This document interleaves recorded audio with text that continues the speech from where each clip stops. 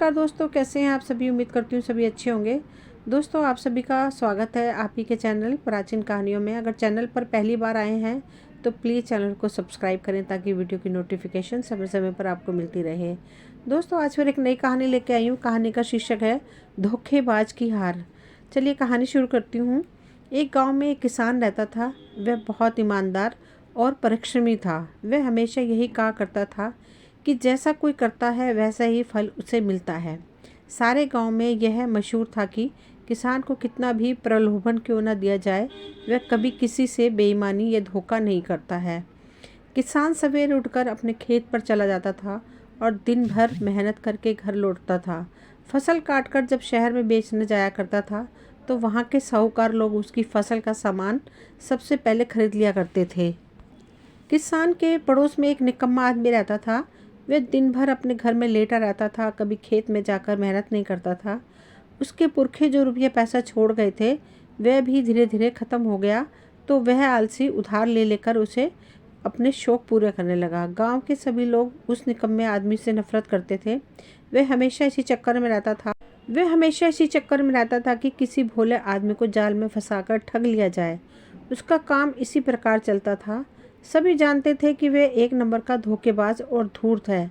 एक बार की बात है कि किसान ने अपने खेत में ककड़ियाँ बोई। मेहनत तो वह करता ही था, इसलिए खेत में ककड़ियों की भरपूर फसल हुई। धूर्त पड़ोसी ने जब देखा कि किसान के खेत में ककड़ियों की बहुत बढ़िया फसल हुई है तो उसका मन जल उठा।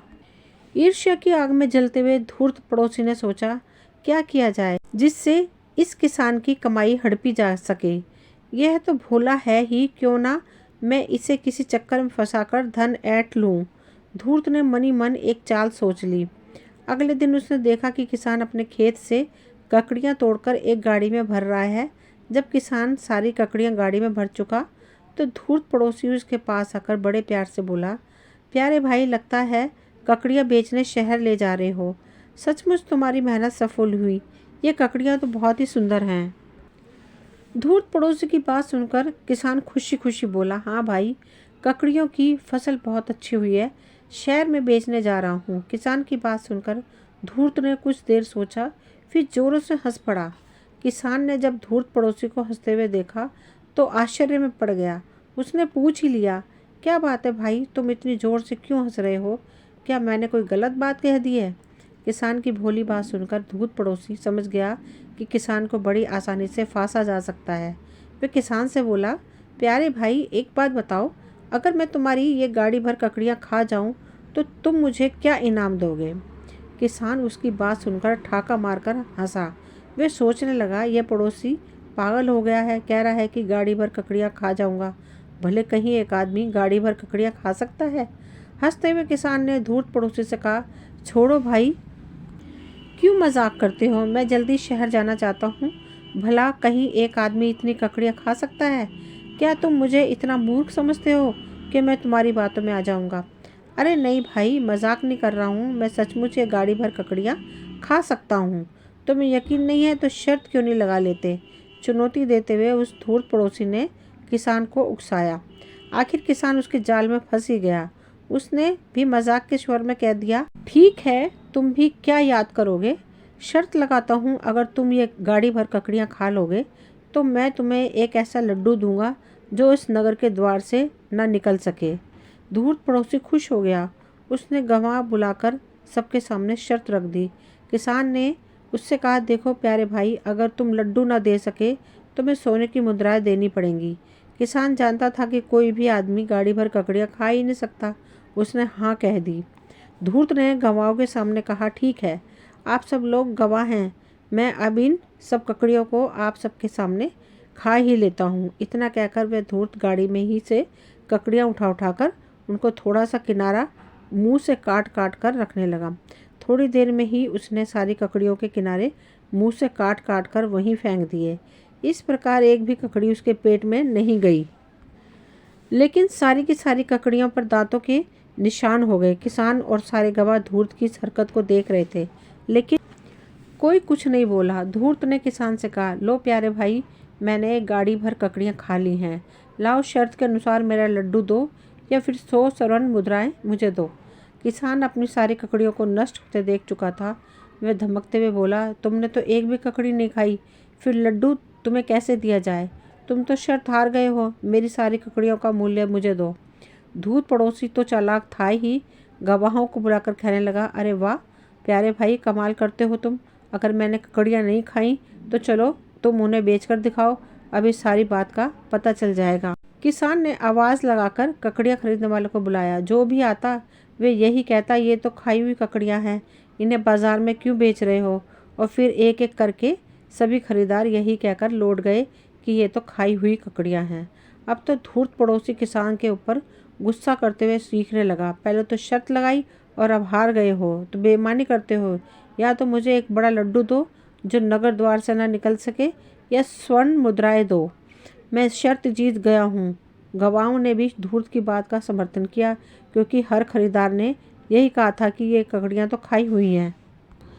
झगड़ा बढ़ गया। किसान बड़े चक्कर में पड़ गया।